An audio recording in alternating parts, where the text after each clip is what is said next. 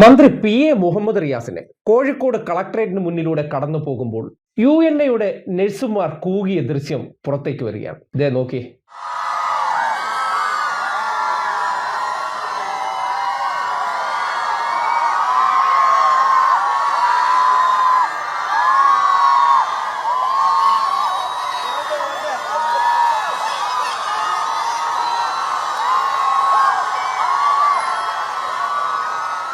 കണ്ടല്ലോ, നമ്മൾ ഒരാൾക്കെതിരെ പ്രതിഷേധിക്കുന്നുണ്ടെങ്കിൽ അതിലെന്തെങ്കിലും ഒരു കാരണം വേണം.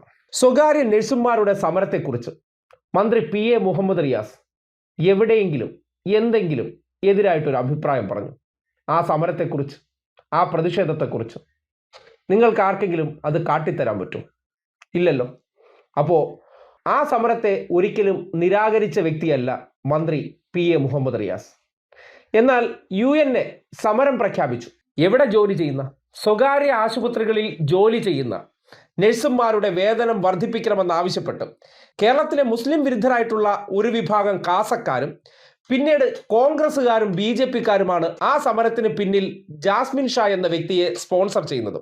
അവരുടെ ലക്ഷ്യം കേരളത്തിലെ ആരോഗ്യ മേഖലയിൽ മുസ്ലിം മാനേജ്മെന്റുകൾ നടത്തുന്ന കുറേയേറെ സ്ഥാപനങ്ങളുണ്ട്.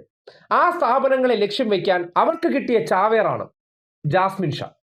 ആ ചാവേറിനെ ഉപയോഗപ്പെടുത്തിക്കൊണ്ട് അവർ പലയിടങ്ങളിലും സമരം നടത്തുന്നുണ്ട്.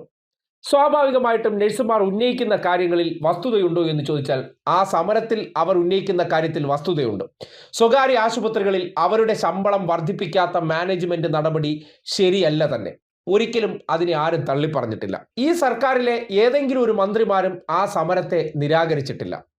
പക്ഷേ സ്വകാര്യ മാനേജ്മെന്റാണ് അവർക്ക് ശമ്പളം വർദ്ധിപ്പിക്കേണ്ടത്.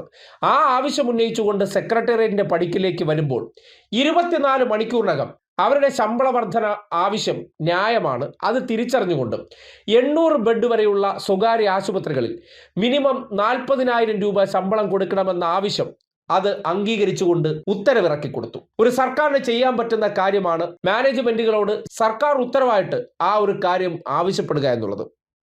ഇനി ചെയ്തില്ലെങ്കിൽ അത് കോടതികളിലേക്കാണ് പിന്നെ പോകേണ്ടത്. അല്ലാതെ സർക്കാരിന് അവിടെ കയറി അടിക്കാനും തല്ലിത്തകർക്കാനും പറ്റില്ലല്ലോ.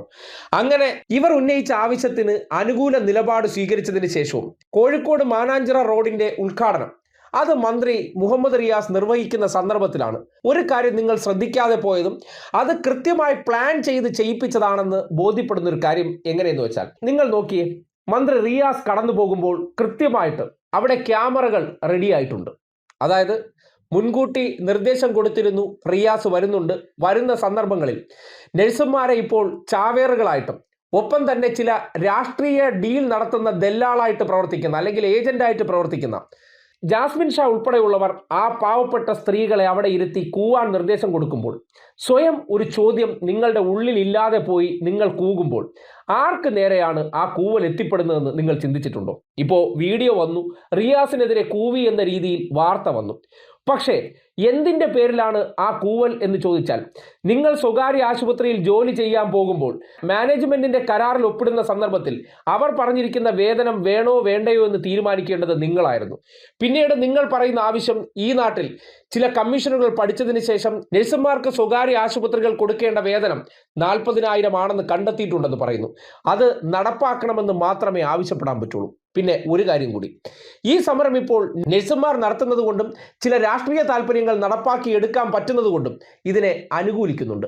പക്ഷേ യഥാർത്ഥത്തിൽ ഇങ്ങനെ വേതനം ആവശ്യപ്പെട്ടുകൊണ്ട് ഇടതുപക്ഷത്തിൻ്റെ ഏതെങ്കിലും ഒരു ട്രേഡ് യൂണിയനാണ് സമരം നടത്തിയിരുന്നെങ്കിൽ എന്തായിരുന്നെ ഈ വാർത്തയുടെ വ്യാഖ്യാനം? ഇതാ, ഒരു സംരംഭത്തെ തകർക്കാൻ, ഒരു സ്ഥാപനത്തെ തകർക്കാൻ വേണ്ടി ഇടതുപക്ഷക്കാർ സമരവുമായി രംഗത്തിറങ്ങിയിരിക്കുന്നു. ഇപ്പോൾ കേരളത്തിലെ സ്വകാര്യ ആശുപത്രികൾ അതിലേക്ക് ശമ്പള വർധനവ് ആവശ്യപ്പെട്ട് നടത്തുന്ന പ്രതിഷേധ സമരം അതാരാണ്? ഇന്നലകളിൽ ഇടതുപക്ഷത്തിനെതിരെ മോങ്ങുന്ന വിഭാഗക്കാരെല്ലാം കൂടി ഒരുമിച്ച് നിന്ന് അവർ ചെയ്യുന്ന സമരമായതുകൊണ്ട് ഞങ്ങൾ മുതലാളിമാർക്കെതിരെ ചെയ്യുന്ന സമരം അത് മുതലാളിമാർക്കെതിരെയല്ല, അവകാശങ്ങളാണ്. ഇടതുപക്ഷ യൂണിയന്റെ ഭാഗമായിട്ട് നിൽക്കുന്നവർക്ക് അവകാശങ്ങൾ ചോദിക്കാൻ പാടില്ല, എന്നാൽ സംരംഭങ്ങളെ തകർക്കാനാകും. അതുപോലെ തന്നെ റിയാസ് കടന്നു പോകുന്ന വഴിയിൽ മുൻകൂട്ടി ജാസ്മിൻ ഷാ സ്പോൺസർ ചെയ്ത ആളെ നിർത്തി ക്യാമറകളെല്ലാം സെറ്റിലാക്കി വെച്ച് അത് പല ചാനലുകൾക്കും കൃത്യമായി എത്തിച്ചു കൊടുത്ത ആ ഇടപെടലുണ്ടല്ലോ, അത് വയനാട് ടൗൺഷിപ്പുമായി ബന്ധപ്പെട്ട് ടി സിദ്ദിഖ് പല സന്ദർഭങ്ങളിലും ആ ടൗൺഷിപ്പിനെ തള്ളിപ്പറയുകയും സർക്കാർ നടത്തുന്നത് ഇലക്ഷൻ സ്റ്റണ്ടാണെന്നുള്ള നിലയ്ക്ക് ആ പാവപ്പെട്ട മനുഷ്യരോട് വാക്കുപാലിച്ച സന്ദർഭത്തിൽ അദ്ദേഹം പറഞ്ഞ വാചകങ്ങൾ കേട്ടിട്ട് നാട്ടുകാർ കൂവിയതിന് ഇങ്ങനെ നഴ്സുമാരെ വെച്ചിട്ട് ഞങ്ങൾ സ്പോൺസേഡ് ആണ് എന്നുള്ളത് കൊണ്ട് കൂവിച്ചാൽ ബാലൻസ് ചെയ്ത് പോകില്ല.